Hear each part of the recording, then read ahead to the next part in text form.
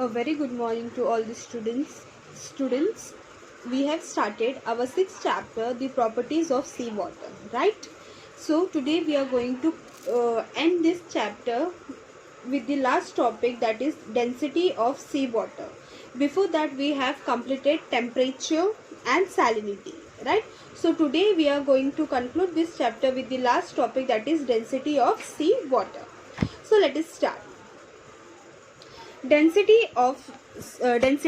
Temperature and salinity are the two properties of seawater that control the density of seawater.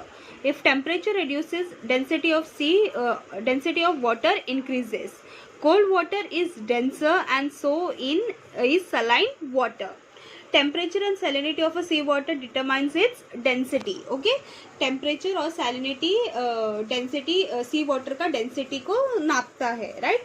Temperature and density बोलते ना are inversely proportionate. Inversely मतलब vice versa. Okay, that is if temperature is less than the density of sea water is more. अगर temperature कम है तो density of sea water का density ज़्यादा होगा. Cold water is denser and so is saline water. As compared to salinity, temperature affects density more. तो अगर compare करोगे सैलिनिटी और टेम्परेचर को तो अफेक्ट किसमें रहेगा, डेंसिटी में ज़्यादा अफेक्ट होगा. तो if salinity of sea water is less तो density of sea water is also less. So अगर सैलिनिटी कम है तो density is more if the temperature of the sea water is less. Okay, hence sometimes more saline water has lower temperature at the surface, but still the density of such water is more than other water. On the contrary, sea water having higher temperature and low salinity can have lower density. Effect on temperature and salinity on the density of seawater is seen up to 500 meter depth. Okay, 500 meter depth में आपको पता चलेगा कि density of sea water कितना है करके उसका effect दिखेगा टेम्परेचर के ऊपर. और मतलब अगर 1000 के मीटर के डेप्थ में हुआ तो टेम्परेचर, सैलिनिटी और density of sea water do not change. Okay, do not change. देखो यहाँ पे देखो सब जगह पे 1000 मीटर पे देखो आप, उसके बाद देखो सब जगह पे स्टेबल हो चुका है, राइट.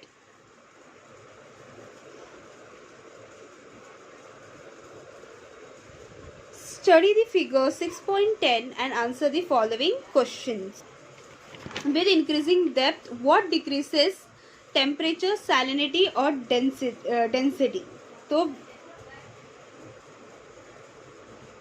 तो with increasing depth the temperature and salinity decreases but density increases. Depth जैसे जैसे बढ़ता जाएगा तो क्या होता है, टेम्परेचर और सैलिनिटी कम होता जाएगा और डेंसिटी क्या हो जाएगा, बढ़ते जाएगा. After what depth does the change in the factor becomes almost zero. तो after 2000 metre, okay, after 2000 metre the depth of sea level, तो टेम्परेचर में salinity and density becomes almost zero. मतलब सब जगह पे देखो after 2000 metre. Till what depth is the change in the factor higher. सबसे ज्यादा कहाँ है फैक्टर हायर, किधर है,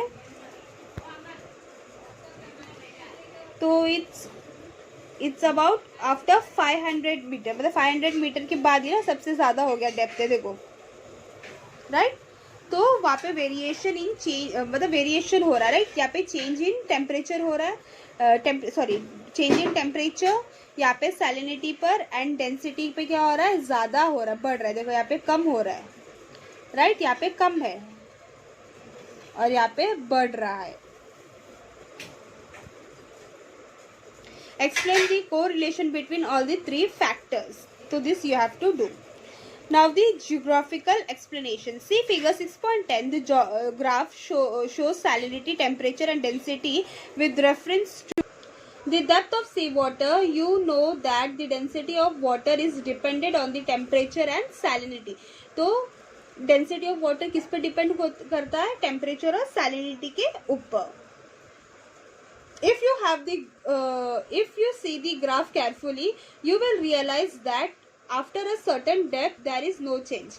अगर आप लोग देखोगे तो 1000 या फिर 2000 ऑलमोस्ट 1000 मीटर के बाद देखो कुछ भी चेंजेस नहीं है. It is stable, right? 1000 meter के बाद देखो इट्स स्टेबल.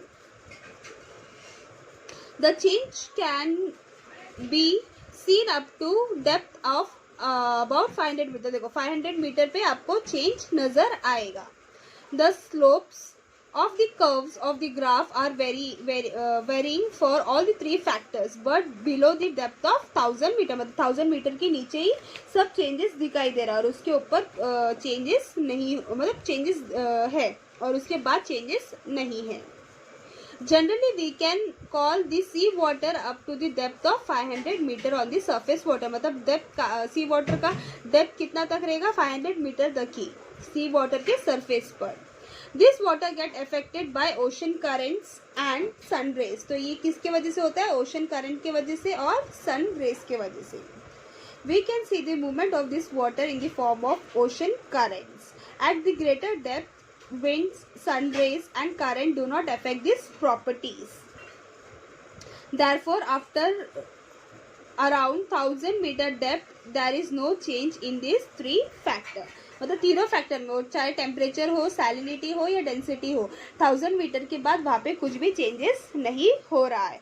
कुछ भी है changes that is about the 1000 metre.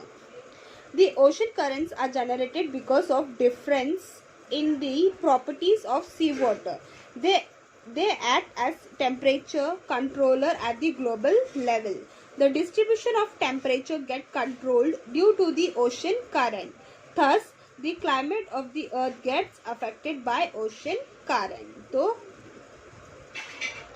Flow of ocean, मतलब flow of ocean water in a particular direction, मतलब एक ही डायरेक्शन पे, they are generated because of difference in properties of sea water. Sea water के प्रॉपर्टीज की वजह से ये जनरेट होता है.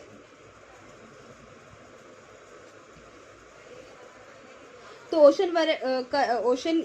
Ocean current are generated due to difference in properties. किसके वजह से? Temperature, salinity and density of sea water के वजह से. और temperature gets control due to ocean current. और regional climate of earth also get affected by ocean current. So hope students you have understood this chapter, that is the properties of sea water. If you have any doubt you can ask me. Okay students, bye, take care, thank you.